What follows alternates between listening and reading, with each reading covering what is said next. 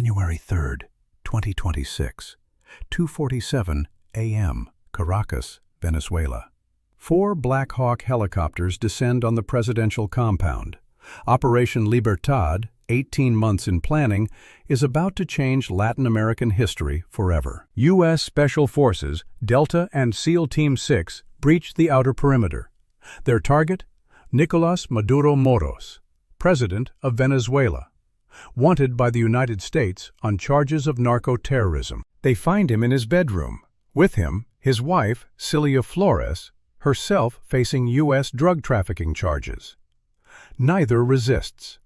The Venezuelan military, ordered to stand down, does not intervene. Within 12 minutes of the breach, both are zip-tied and heading to the extraction point. By dawn, they'll be in U.S. custody. But the question remains, was this justice or an act of war? The helicopters disappear into Venezuelan airspace, heading north. Destination? United States. Charge: narco-terrorism and drug trafficking conspiracy. By 6 a.m., the world knows. The headlines scream. The reactions are instant and divided. Celebrations in Miami, outrage in Moscow. The UN calls it illegal. Trump calls it long overdue. Venezuela calls it an invasion. But who is Nicolás Maduro, and what did he do to warrant this operation that some call justice and others call a crime? This is his story, the allegations, the evidence, the defense, and the operation that ended his rule. Born November 23, 1962, Caracas. A bus driver, a union organizer, a man of the people, or so he claimed. Hugo Chávez's protégé. Foreign minister. Then, in 2013, president. He promised to continue Chávez's revolution. What he delivered was something else entirely. Under Maduro's rule, Venezuela, once South America's richest nation, collapsed. Hyperinflation, food shortages, 6 million fled. But the economic collapse was just the beginning. What came next would put him on the U.S. Most Wanted list. March 26, 2020. The U.S. Department of Justice unseals an indictment. The charges? Narco-terrorism, conspiracy to import cocaine, weapons offenses. The accused? Nicolás Maduro. The allegation? Maduro didn't just allow drug trafficking through Venezuela. He actively participated. His government became what prosecutors called a narco-state. At the center, Cartel de los Soles, the cartel of the suns, named for the sun insignias on Venezuelan generals' uniforms. Military officers allegedly turning Venezuela's armed forces into a criminal enterprise. The numbers the U.S. alleges: over 250 metric tons of cocaine, billions of dollars, thousands of flights, destined for American cities. U.S. prosecutors allege Maduro provided safe haven to FARC guerrillas, designated terrorists by the U.S., using Venezuelan territory as a cocaine superhighway. Not acting alone. Diosdado Cabello, Maduro's right hand, former military officer, Minister of Interior, also indicted, also carrying a $15 million bounty. The evidence the U.S. presents: intercepted communications, financial records, testimony from cooperating witnesses, flight manifests, bank transfers. Maduro's response? Total denial. Lies fabricated by the U.S. empire, he said. A coup attempt disguised as justice. Venezuela's government calls it political persecution. They want our oil, they claim. They want regime change. The drug charges are a pretext. International legal scholars are divided. Some say the charges are legitimate.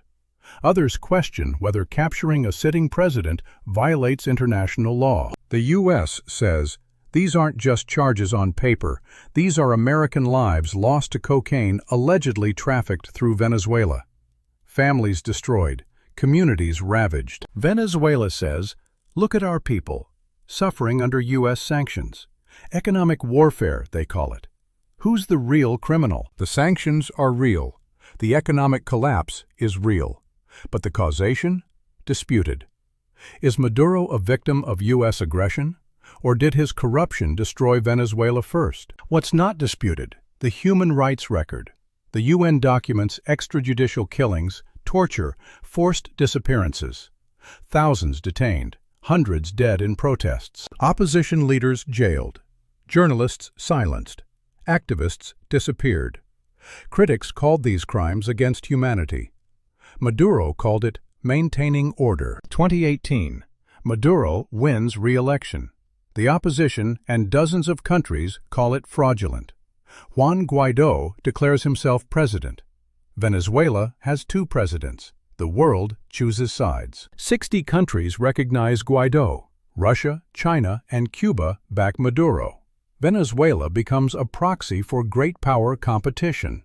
The Cold War never really ended. Multiple coup attempts fail, including a bizarre 2020 operation involving American mercenaries captured on a beach. Maduro survives them all. Until now. Why does Maduro matter so much? Venezuela has the world's largest oil reserves. It's a foothold for Russia and China in America's hemisphere. This isn't just about drugs. President Trump made Maduro a personal target. Maximum pressure, he called it. Sanctions, indictments, and now this. The operation Trump claimed Biden wouldn't do. Whatever the legality, the operation was already in motion. Langley, Virginia, CIA headquarters, 18 months before the raid. A small team begins planning what they're calling the most sensitive operation since bin Laden. Satellites track his movements. Signals intelligence intercepts his communications. Human sources inside Venezuela feed information. Every detail of Maduro's life is cataloged. The target, Miraflores Palace and his residence at La Casona.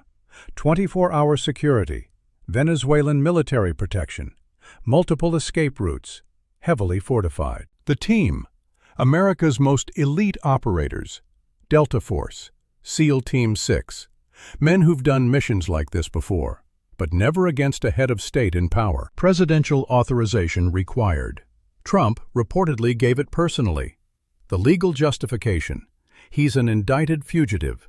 The reality, this is regime change. The breakthrough, an insider. A Venezuelan military officer, identity still classified. He provides the crucial intelligence, Maduro's security routines, his vulnerabilities. 18 months of planning, hundreds of personnel, billions in resources. It all comes down to one night, January 3rd, 2026. 2 a.m. The helicopters lift off from a classified location. Destination, Caracas. Mission, capture Maduro. Rules of engagement, use force if necessary. 47 minutes to target. The operators are silent. Some pray, some check equipment. All know what's at stake. They enter Venezuelan airspace, flying low, using terrain to mask their approach. Venezuelan air defenses don't respond. Were they disabled, bribed, or ordered to stand down? Later, questions will emerge. Did elements of the Venezuelan military cooperate? Was Maduro betrayed by his own generals? Or did they simply refuse to die for him? Later, questions will emerge. Did elements of the Venezuelan military cooperate? Was Maduro betrayed by his own generals? Or did they simply refuse to die for him? Final checks, weapons hot, night vision down, 30 seconds to insertion. This is it. Fast ropes deploy. Operators hit the ground. Formation, perfect. Resistance, none. They move toward the breach, flashbangs, room clearing, textbook. 12 years of training condensed into 12 seconds of perfect execution. Target acquired. Maduro offers no resistance. Neither does Flores. Zip-tied, secured. 12 minutes after insertion, it's over. And just like that, by dawn, they're gone. Venezuela wakes to find its president missing. The helicopters disappear over the Caribbean. Destination, U.S. custody. Caracas wakes to chaos, state media initially silent, then frantic. The streets fill, some celebrating, some in shock, many just confused. Caracas wakes to chaos, state media initially silent, then frantic. The streets fill, some celebrating, some in shock, many just confused. In Miami, where hundreds of thousands of Venezuelan exiles live, the celebration is massive. Tears of joy, years of waiting. Finally, they say, justice. January 3rd, 4 p.m. Eastern Time, Maduro lands on U.S. soil, not as a head of state, as an accused criminal. His first appearance, federal court, orange jumpsuit, shackles. The charges are red: narco-terrorism, drug trafficking conspiracy, weapons charges. His plea, not guilty.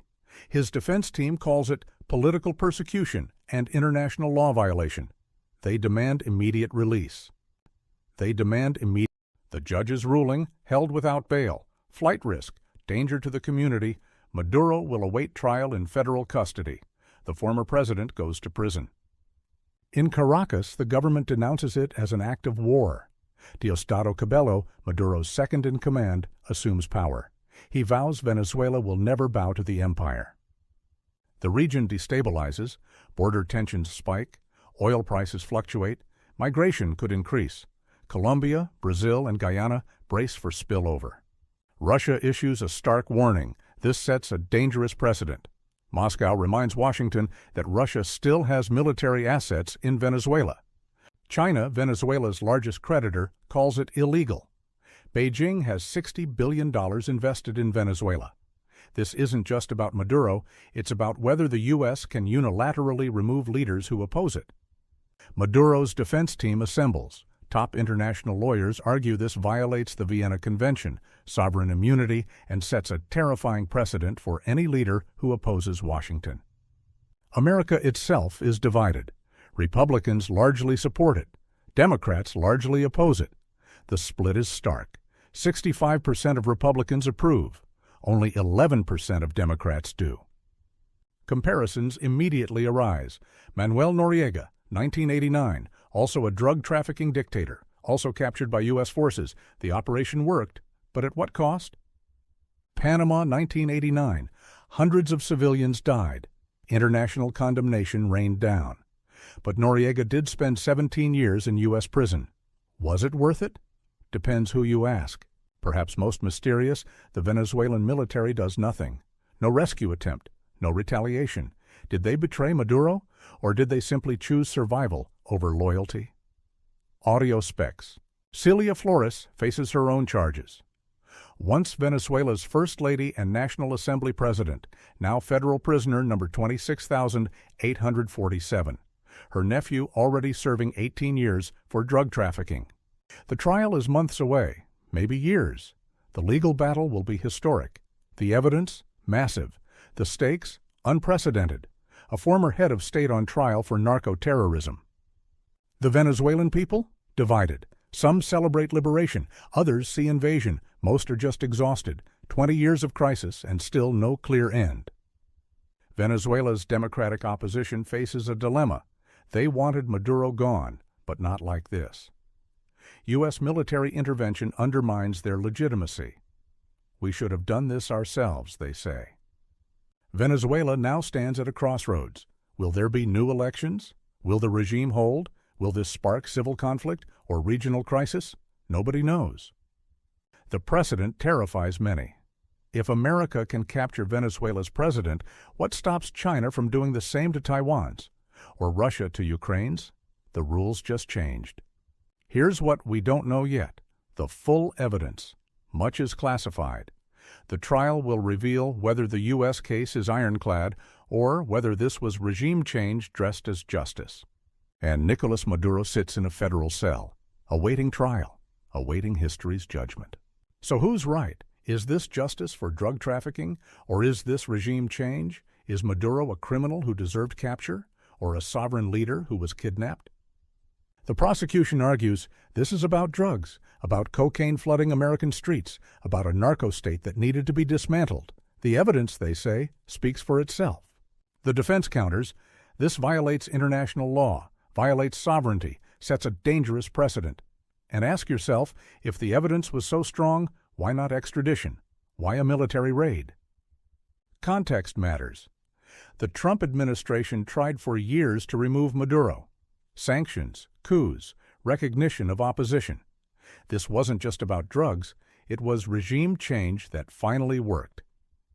And then there's oil. Venezuela has the world's largest proven reserves. China and Russia have been taking that oil. Now, with Maduro gone, who controls it? Here's what's undeniable. Under Maduro, Venezuela collapsed. 6 million fled, children starved, the elderly died without medicine. Whether he trafficked drugs or not, his governance destroyed a nation. But critics ask, did Maduro destroy Venezuela, or did U.S. sanctions? The economy collapsed further after sanctions.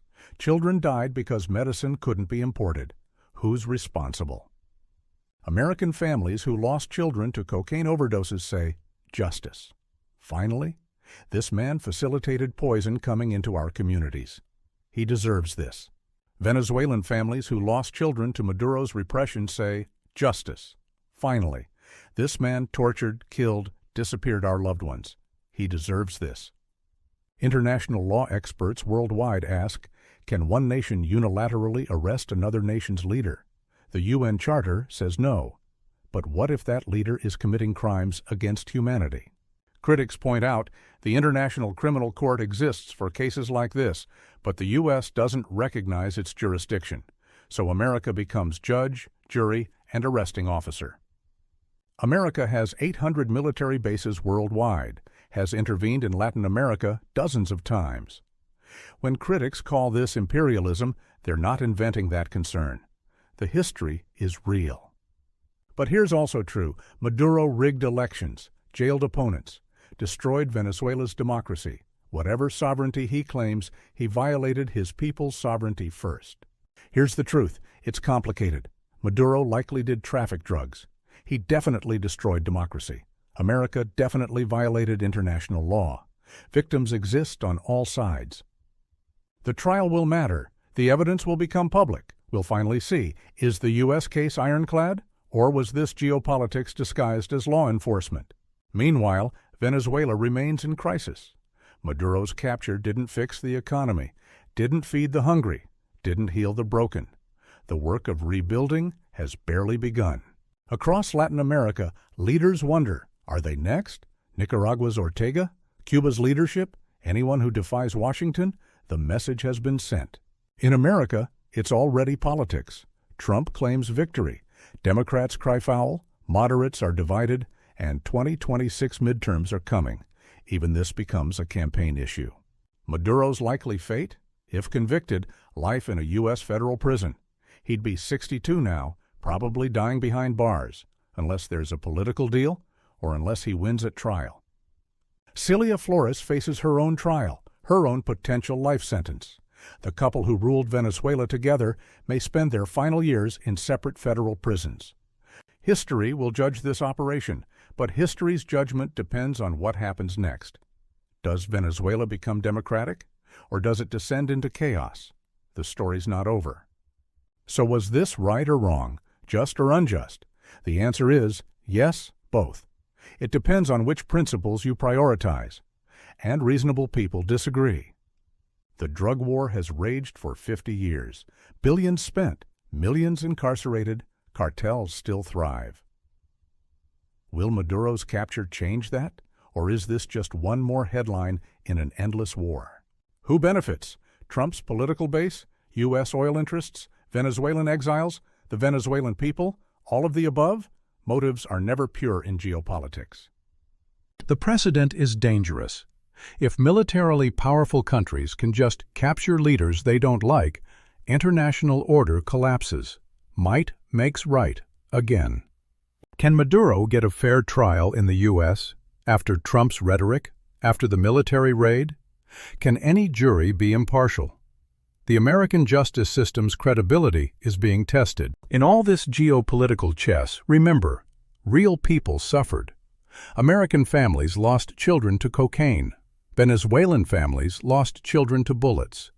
Their pain is real, whatever the politics. This story is being documented from every angle. Journalists, historians, filmmakers. Years from now, we'll still be debating what really happened, and why. Even Maduro is human. A bus driver who rose to power. A man who believed in something once. Somewhere along the way, something went wrong. Or maybe it was wrong from the start. Power corrupts. It's the oldest story. Revolutionaries become dictators. Liberators become oppressors. Chavez promised to help the poor. Maduro let them starve. How does that happen? The international system failed. Diplomacy failed. Sanctions failed. Elections were rigged. What was left? Military force. Is that failure of the system, or proof the system needs enforcement? 6 million Venezuelans live in exile. They watch from Miami, from Bogota, from Madrid. They can't go home. They wonder, will this change anything? Can they ever return? An entire generation of Venezuelan children grew up in this crisis, some starving in Caracas, others raised as refugees in foreign lands. What future do they have? What Venezuela will they inherit? The oil remains, world's largest reserves. Whether Maduro is guilty or innocent, whether this was justice or imperialism, that oil is still there, still valuable, still contested, still the real prize. Questions remain. Who inside Venezuela cooperated? What evidence is still classified? What diplomatic deals happened behind closed doors? Some answers may never come. Even the story itself is contested. Watch Fox News, American heroes bringing a narco-terrorist to justice. Watch other sources, illegal invasion. Same facts, different stories. Welcome to 2026. Here's the hardest part. The facts exist. The evidence is real. But the meaning, the interpretation, that depends on your perspective. And your perspective depends on your interests. People made choices. American operators risked death.